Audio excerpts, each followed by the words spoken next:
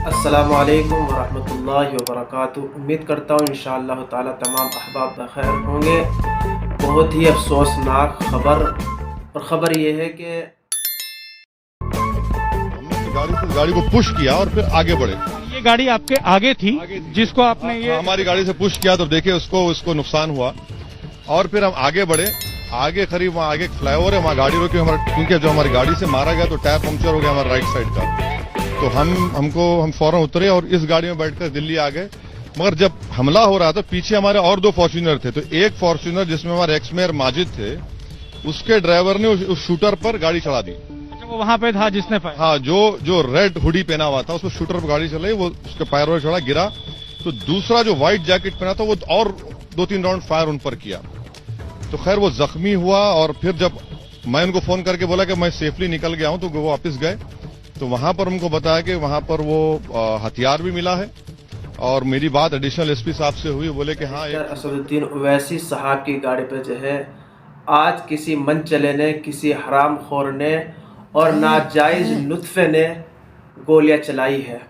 ओवैसी साहब की अल्लाह तबारक व तआला हिफाजत फरमाए, क्योंकि उस मर्द कलंदर को इस वक्त वह मुजाहिद है, इस वक्त का उसको ज़रूरत है। अल्लाह ताला उसको सलामत रखे और उनकी उम्र के अंदर बरकत अता फरमाए। ओवैसी साहब की गाड़ी पे जो है 5 गोलियां चली है, जो रिपोर्ट आई है वो न्यूज़ ने बताया है, वो 5 गोलियां चली है।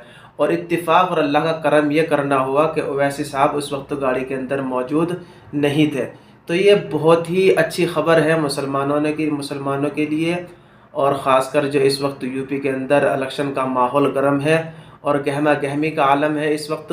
और हर नई पार्टी ये सोच रही है कि हम ही जो है इस वक्त के बादशाह है और हम ही जो है इस वक्त जीत हासिल करेंगे। लेकिन कुछ लोगों ने ओवैसी साहब के ऊपर जो है जानलेवा हमला किया है।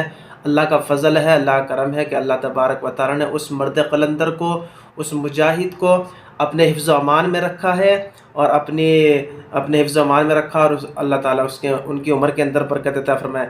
लेकिन मैं कह देना चाहता हूँ, जो लोग इस तरह की गंदी साजिशें कर रहे हैं, गोलियां चला रहे हैं या ओवैसी साहब को मारने की धमकी दे रहे हैं तुम्हारे कहने से कुछ नहीं होने वाला, क्योंकि अल्लाह तबारक व तआला ने जो रात कब्र में लिख दी है वो कब्र में आनी है, और जो रात अल्लाह तबारक व तआला ने दुनिया में लिख दी है वह दुनिया में आनी है। क्योंकि मौत हयात का मालिक अल्लाह रब्बुल आलमीन है, और अल्लाह तबारक व तआला का इरशाद है कि मौत के फ़ैसले करने वाला मैं हूँ, ज़िंदगी देने वाला मैं हूँ, मौत देने वाला मैं हूँ।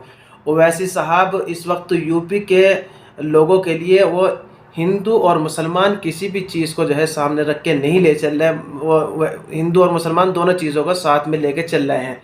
वो सिर्फ मुसलमान को साथ में लेके नहीं चल रहा है, क्योंकि उनकी पार्टी ने टिकट जो है गैर मुस्लिमों को भी दिया है, और बहुत तेज़ी के साथ उनकी पार्टी जो है इस साल में और बहुत उनकी पार्टी का गिराव बहुत ऊपर पहुंच गया है।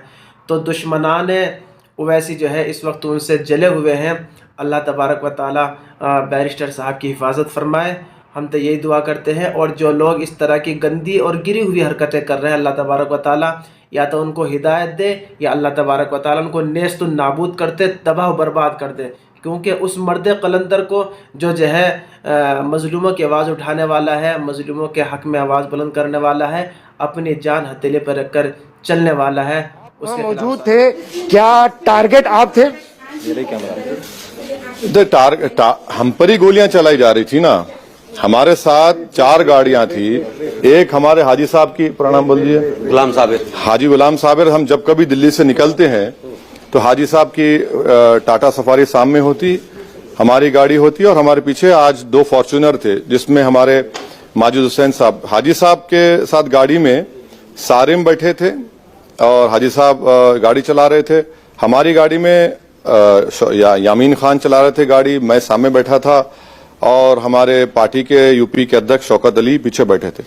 तो जब टोल गेट के पास पहुंचे, एक जोरदार धमाके की आवाज आई। हम लोग चौंके, क्या हुआ? जब दूसरा धमाका हुआ तो यामीन बोले, भाई इस तरफ से गोली चला रहे, हमला हुआ। हम देखे तो 2 लोग थे, एक रेड हुडी पहना